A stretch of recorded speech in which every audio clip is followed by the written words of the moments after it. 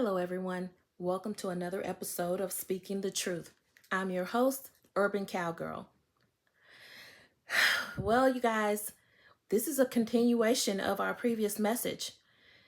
It would appear that we are in a very sinister time where people are engaged in obtaining our personal information for personal gain. I'm here to help identify those warning signs, those red flags, and see what we can do to stop them. So stay tuned. There's something I'd like to share with you. This is in reference to online banking um, information. So, according to Google, and everything I come at you is already been researched. So, here we go. Savvy scammers know by hijacking your mobile phone numbers, they will have the ability to assume your identity. And with that information, they'll be able to intercept security protocols that are sent to you to your phone by your bank just to gain access to your financial and social media accounts. If I were you, and if I had some information that all of a sudden my bank sent me a message, hey, you need to change your password for your bank, I wouldn't do it on my phone. I would go into the branch and do it in person.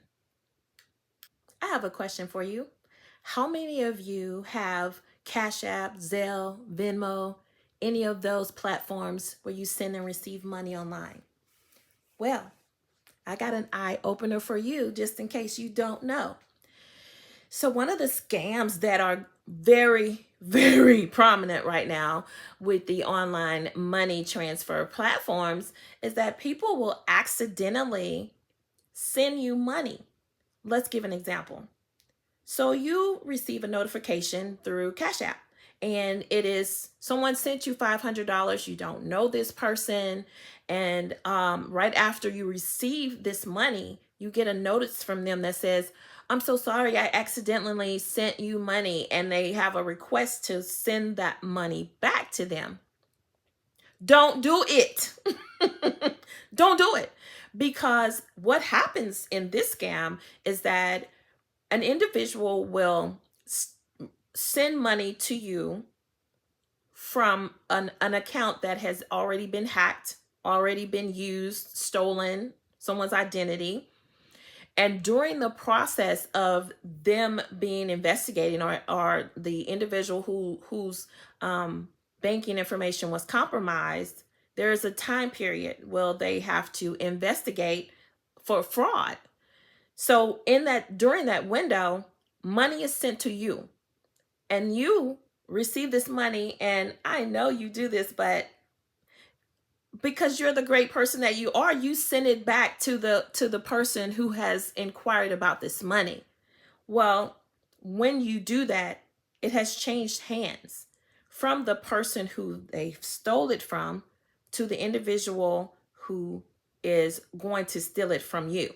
So they send it to you, it goes into your account, you send it back to them, and after it's been investigated by the person who has lost the money, their account, their banks, the middleman has disappeared with that $500, and now you are on the hook for paying the individual back that it was stolen from.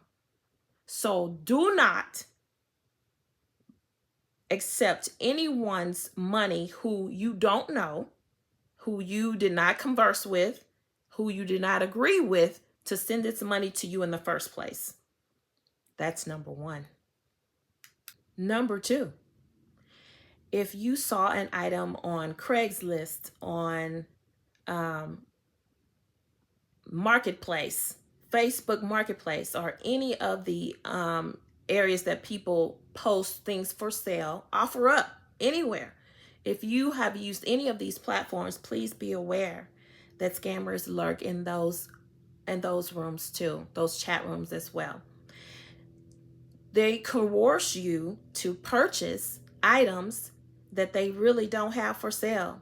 They'll ask you to meet them somewhere with no item in sight to rob you, number one, or they'll offer you can be the one who is selling something on that platform for, let's say, $1,000. You're selling your old car for $1,000.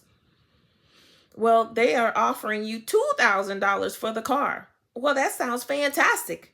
If I'm going to profit another $1,000 for this old car, why? Who wouldn't fall for that? You shouldn't fall for that.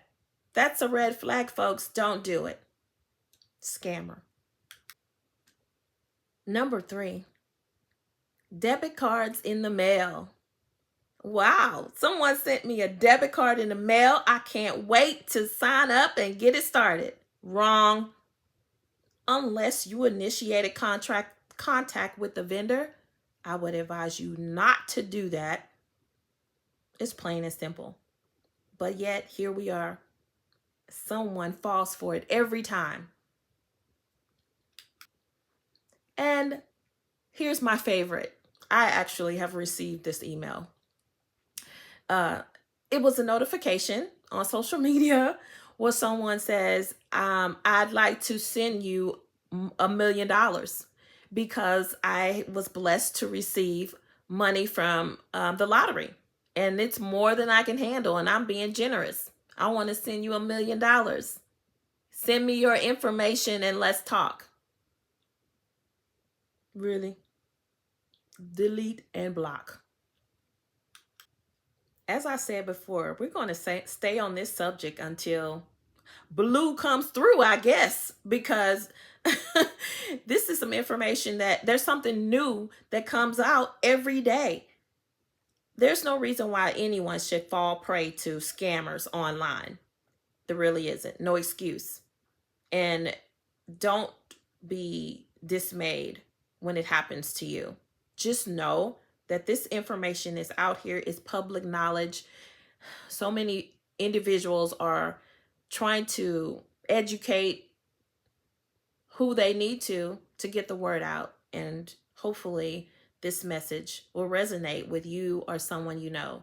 So actually, it would be great if you would share this content with anyone who you think could use this information. I welcome that. Well, that sums up another episode. I enjoy you. I love you so much. Take care of yourself and take care of your credentials.